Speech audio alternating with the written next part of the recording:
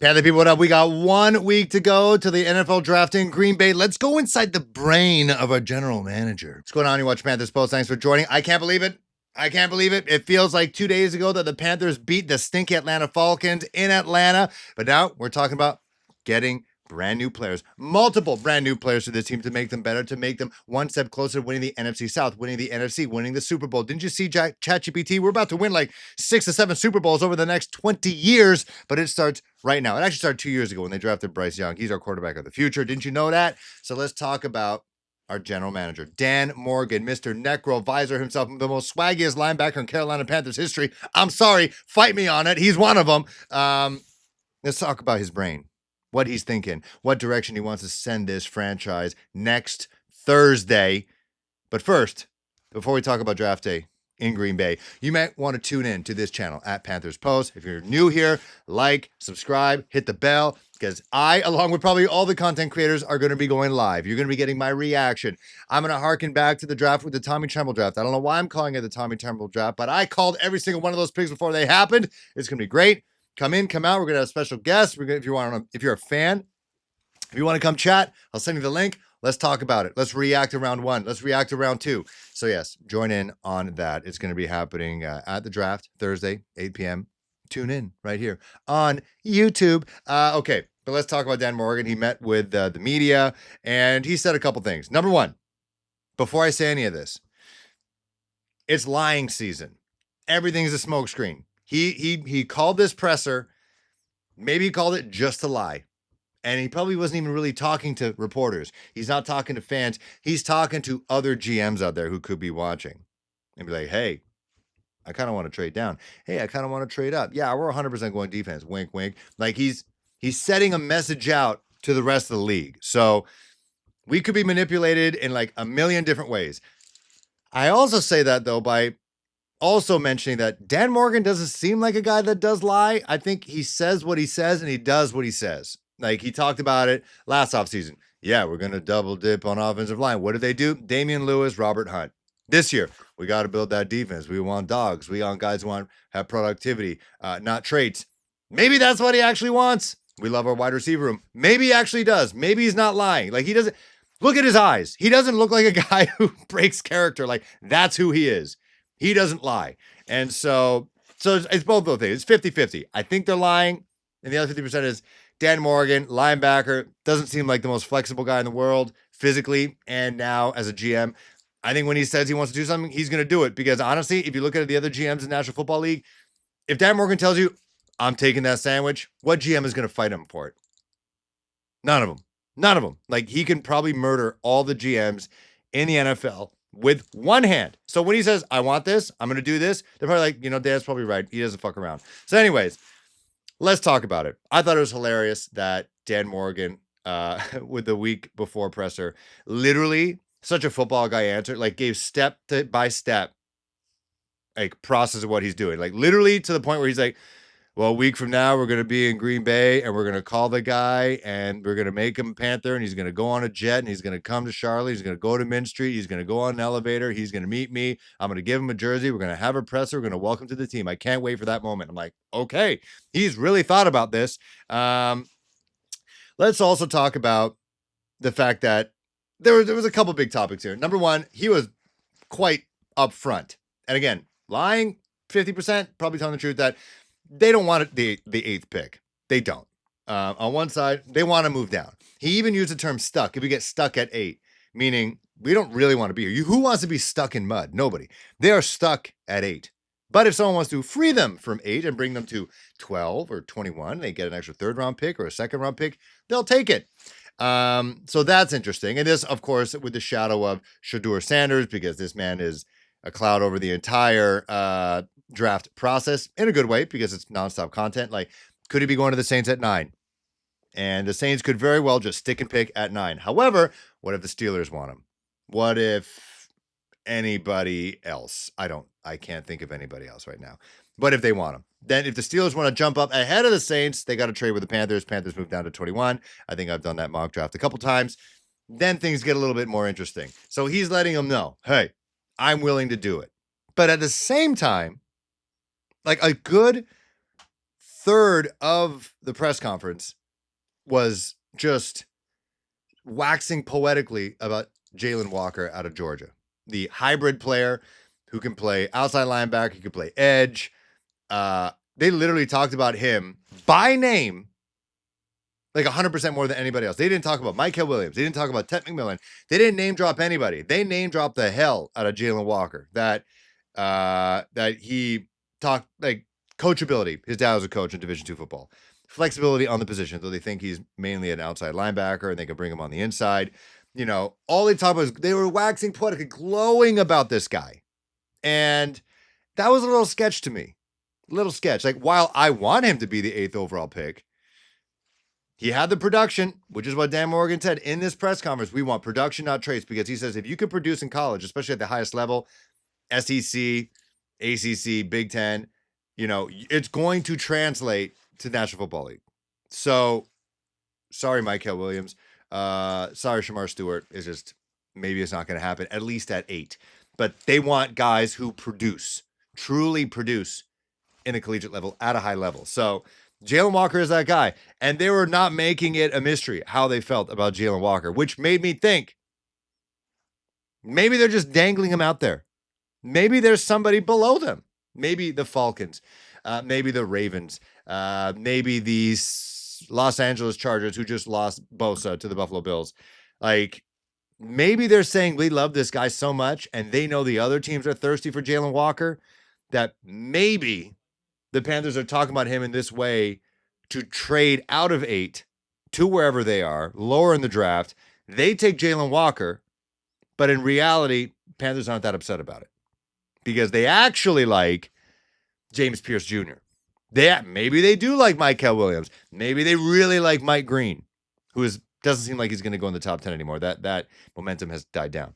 You know, maybe that's the strategy because, wow, like they literally didn't talk about any other draft pick except Jalen Walker for like multiple minutes. It wasn't just one question about Jalen Walker. It was like 8 questions about Jalen Walker.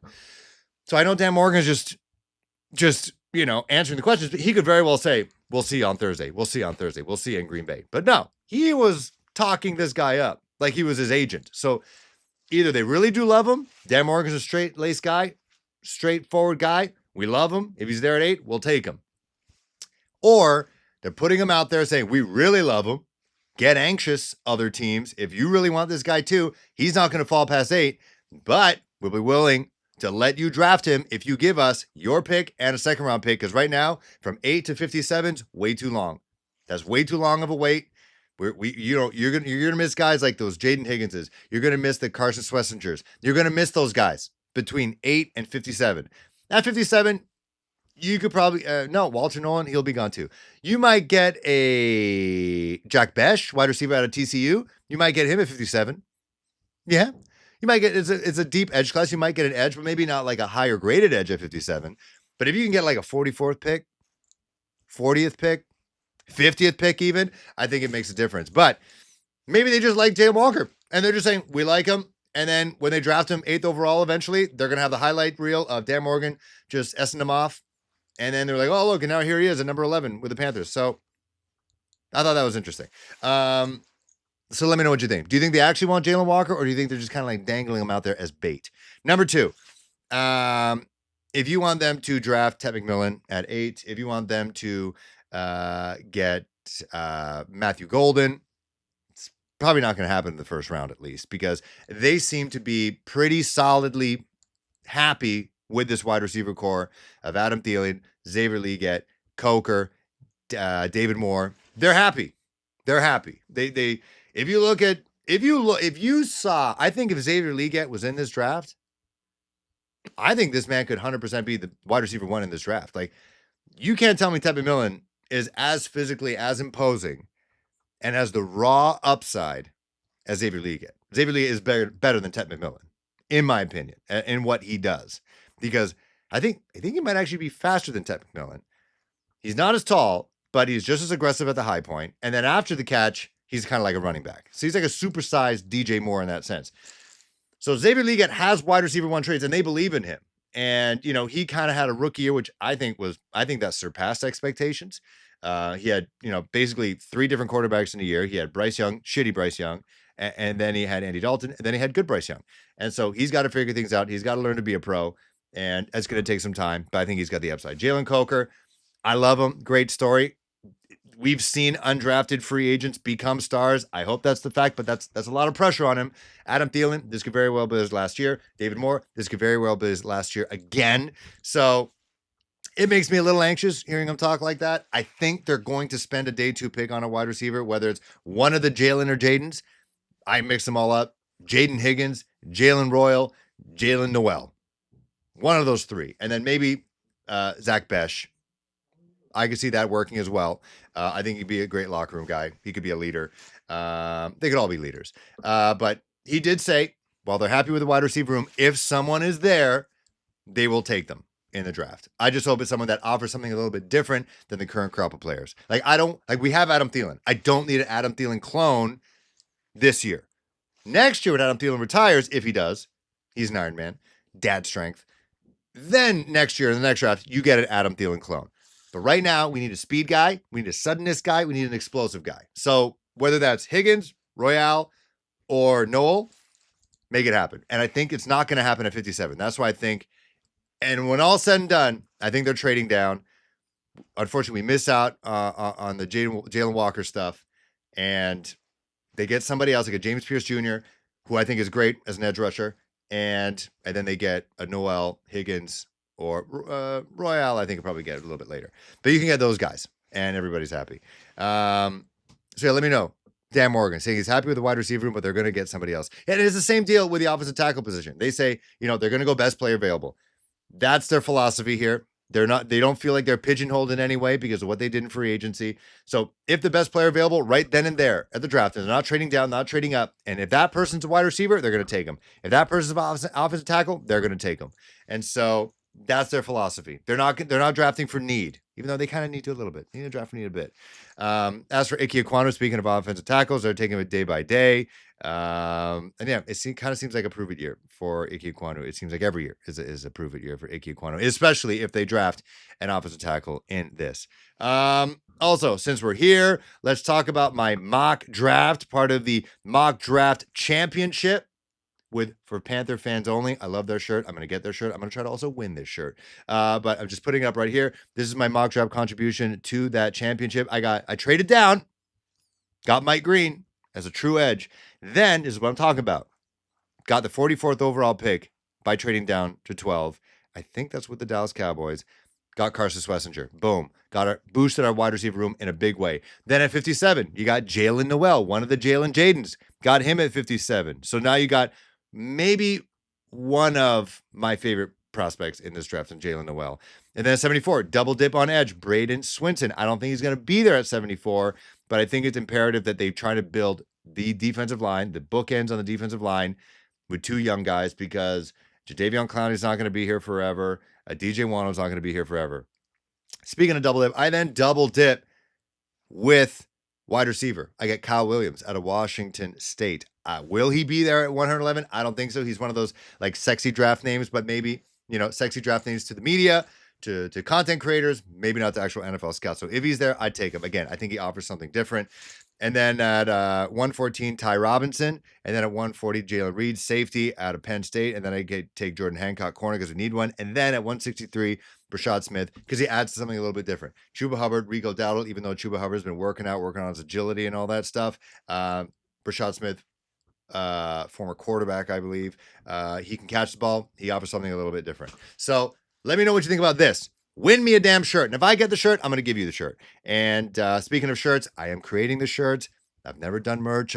I have done merch, but it was poorly done, poorly executed. So I'm trying to figure out the best way to get you guys the shirts so you can get it as quickly as possible. The goal is to get you shirts before the season starts. I just need to figure stuff out at my end, but you've seen the new logo. It's going to be incorporated into the shirt itself. So stay tuned. So make sure, again, subscribe, like, hit the notification button. I'm going to make an episode just about shirts and how to order it. Okay. So love you all. 1 week to go into the NFL draft. There's going to be an episode before that. And again, make sure to tune into the live show. See you guys soon.